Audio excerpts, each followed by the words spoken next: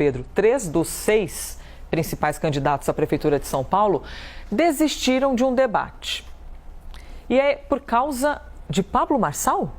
O que está acontecendo? É o efeito Pablo Marçal na disputa, né, Elisa? A gente tem hoje o debate da Veja, que está marcado, estava marcado. Já estava agendado. Já estava agendado, mas 3 candidatos decidiram não ir a esse debate. Ricardo Nunes, Guilherme Boulos e José Luiz da Atena. Nossa! Decidiram que não vão no debate. Imagina para os nossos colegas da imprensa da Veja, né, que estavam com tudo ali organizado e de repente você não tem os candidatos? Exatamente. Oficialmente, os candidatos dizem, até estava falando com a equipe do Datena, que priorizam outros compromissos na campanha, são muitas agendas, tem uma estratégia.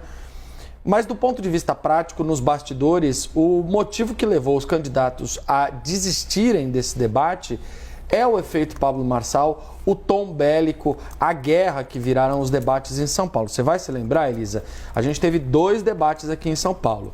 No primeiro deles, o PSOL moveu uma notícia-crime contra o Pablo Marçal.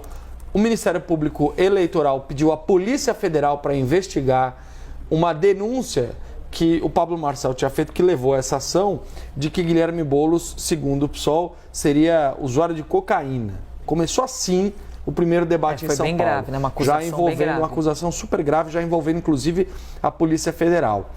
E no segundo debate, Boulos e Marçal voltam a protagonizar uma cena de confronto, de enfrentamento nos bastidores, que Boulos até tenta tirar da mão de Pablo Marçal uma carteira de trabalho que ele tinha levado para poder sugerir que o Boulos não trabalhava. Ficou bem feia aquela cena também, né?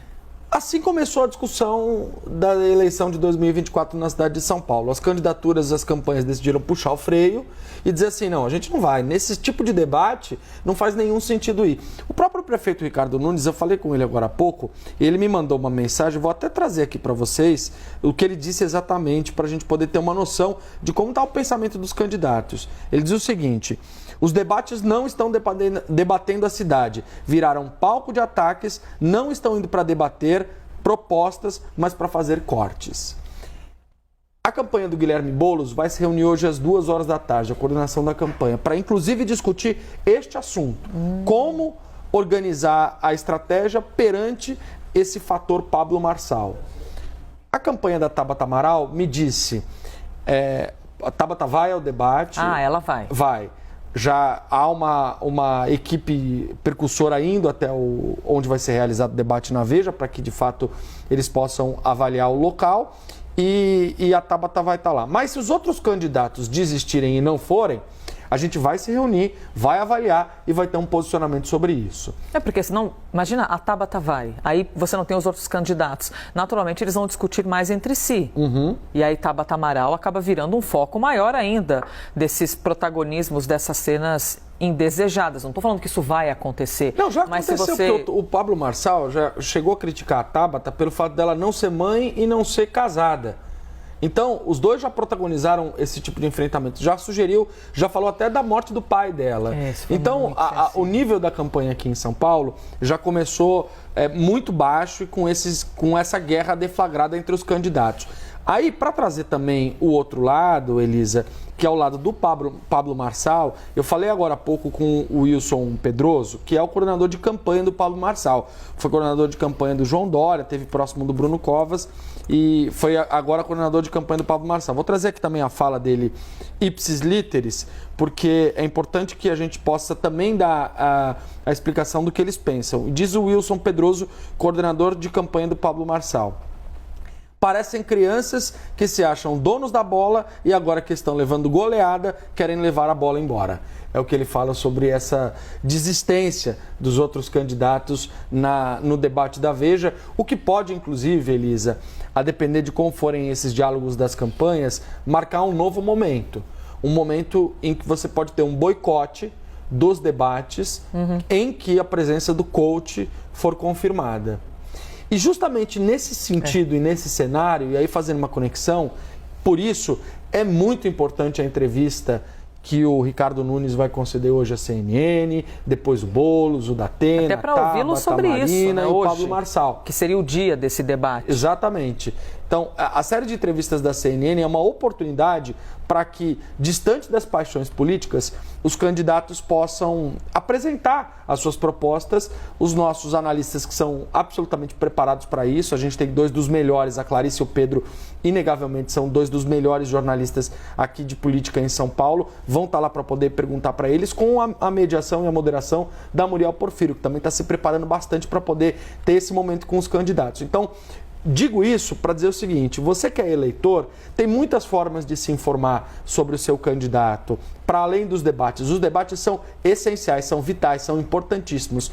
Mas você pode, inclusive, entrar no site da Justiça Eleitoral, no Divulga Cand Contas, que lá tem as propostas dos candidatos. Tem um programa de governo que eles prepararam para São Paulo. O programa de governo, né, Pedro? Essa é uma verdade pouco, indigesta. Né, E mais, o programa de governo, quanto aparece num debate? Muito pouco também. Ou as pessoas estão mais esperando viver esses momentos para fazerem esses recortes para as redes sociais, né? Você tem muito menos das pessoas, do politizado em si, quer dizer, não posso generalizar aqui, mas eu digo o público que consome esses recortes. A gente não pode dizer que é uma galera politizada, mas assim, uma galera que está muito conectada ali com as manchetes de rede social, manchetes de Instagram, essas manchetes que você não tem uma superfície. Quando você valoriza apenas o recorte daquilo que é uma fala violenta ou um pouco de baixaria, quem consome baixaria não dá nem para chamar essa pessoa de pessoa politizada. Não sei se está interessado no debate eleitoral em si. E olha o que acontece. Você imagina eu, por exemplo, que todos os dias pesquiso sobre os candidatos, entro nos perfis dos candidatos e acompanho o que eles falam. Naturalmente, organicamente, para mim, aparece sugestões de vídeos desses candidatos no Instagram. É porque o Instagram entende que você está interessado, então ele começa a entregar, né? E me entrega esse conteúdo. Quem se informa pela rede social do candidato, ponto, não vai tomar uma boa escolha. Porque na rede social do candidato, ele vai mostrar o que para ele é interessante, né? Quando você namoraria alguém, você casaria com alguém a partir do perfil de Instagram daquela pessoa? Não, ali tá a superfície da pessoa, ali tá uma vitrine que ela criou. O que a gente quer mostrar. Ninguém tá o personagem fala, né? Que a gente quer criar. Você não chega na rede social de alguém e tá lá escrito assim, olha, realmente, eu sou uma péssima pessoa, tá? Depois que eu bebo eu fico terrível. Isso. E desculpa, eu não sou muito educado e posso dar umas patadas. Ninguém fala isso na rede social. Exatamente. Você só descobre depois. Por isso é muito interessante você fazer esse paralelo com esse momento eleitoral. É isso, por isso que o importante é, você quer se informar, quer estar bem informado, quer acompanhar o que os candidatos oferecem como propostas para São Paulo, não fique na superfície, como diz a Elisa, nas redes sociais do candidato que você tem mais afinidade.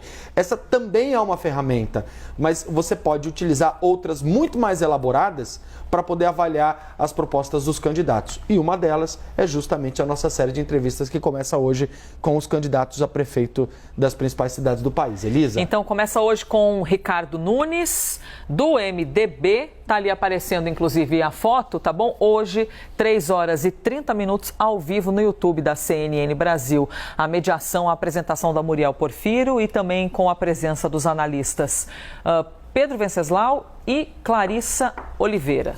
Valeu, Pedro. Valeu, Elisa. Por enquanto, por essa passada aqui de olhar eleitoral em São Paulo.